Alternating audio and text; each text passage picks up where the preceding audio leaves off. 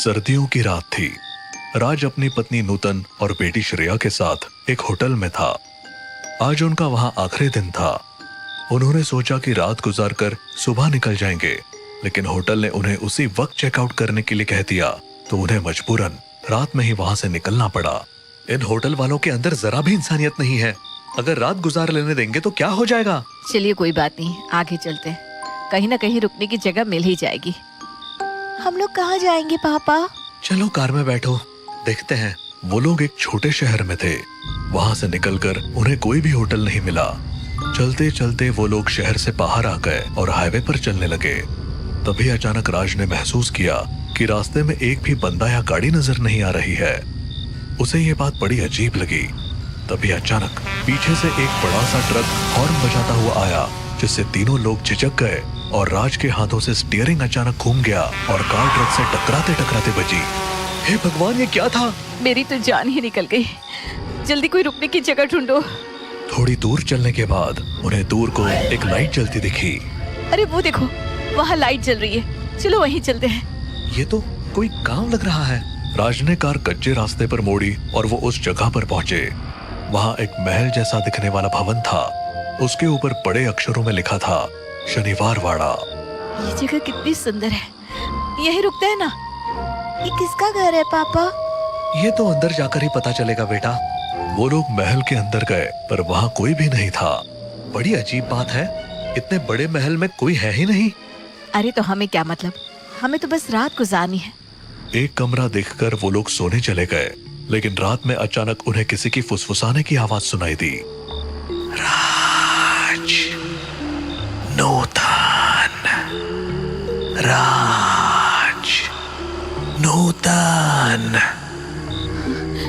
राज, कोई हमारा नाम ले रहा है। अरे ये तुम्हारा वहम है, सो जाओ।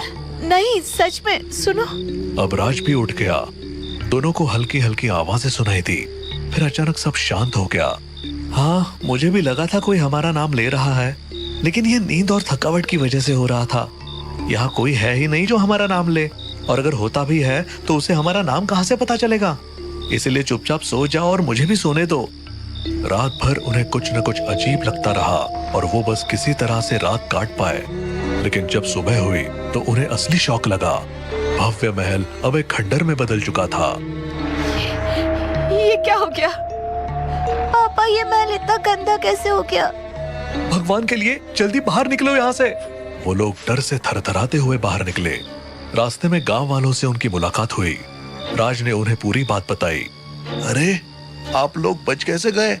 ये शनिवार वाड़ा है, एक भूतिया खंडहर।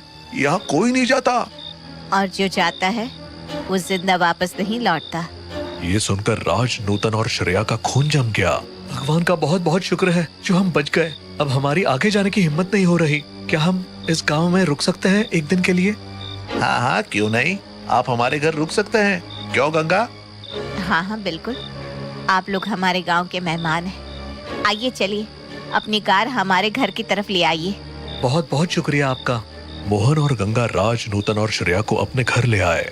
आप जितना चाहे यहाँ रुक सकते हैं। जब थोड़ा ठीक लगे तब चले जाना। तुम्हारा बहुत बहुत शुक्रिया बहन। हमें कल रात से इतना डर लग रहा है ना कि हम बता नहीं सकते। आप लोग फरिश्ता बनकर हमारी जिंदगी में आए हैं।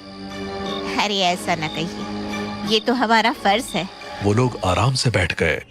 दिन भर तो सब कुछ नॉर्मल रहा। राज, नूतन और श्रेया ने मोहन और गंगा के साथ खाना खाया और गांव की बातें सुनी।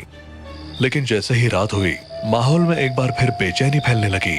राज, मुझे अब भी अजीब सा लग रहा है। यहाँ भी कुछ सही नहीं लग रहा। घबराओ मत, हम सुबह यहाँ से निकल जाएंगे।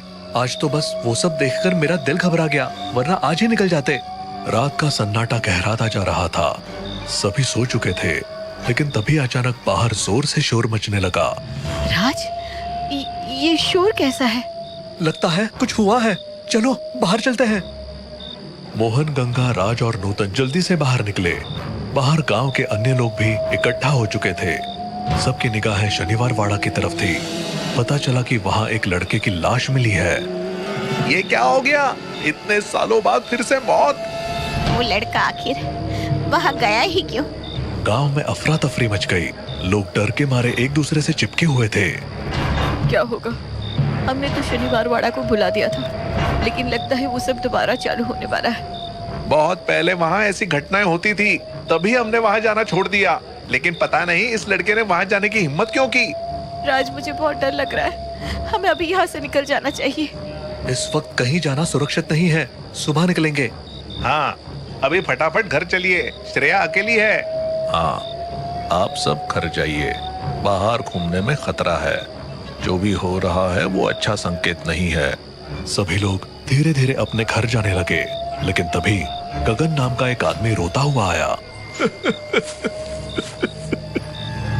मेरा बच्चा कहाँ गया? वो अभी तक मेरे साथ था। गगन की बात सुनते ही सब चौकन्ने हो गए।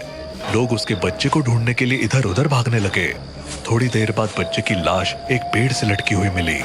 ये किसने किया? मेरा बच्चा, मेरे बच्चे को क्यों मारा? हे भगवान, मेरा बच्चा। गगन जमीन पर बैठकर फूट फूट कर रोने लगा और सरपंच ने लोगों को एक जगह इकट्ठा होने को कहा। ये मामला बहुत बड़ा हो गया है, कुछ बहुत गलत हो रहा है। हमें समझना होगा कि ये सब क्यों हो रहा है। तभी गगन ने राज और नूतन की ओर इशारा किया।